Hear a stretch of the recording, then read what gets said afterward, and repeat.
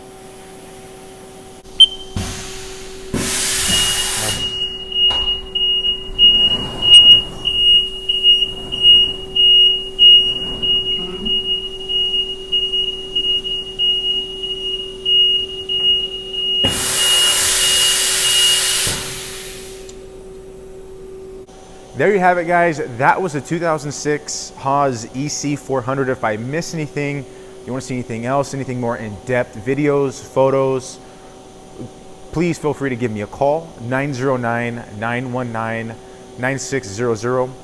For a quote, more information on this machine, pricing, etc. Please visit us at the website, www.machinestation.us. Guys, you enjoyed the video, you like this machine, don't forget to leave a like, comment on the video, subscribe to our YouTube channel, and as usual, guys, thank you for watching.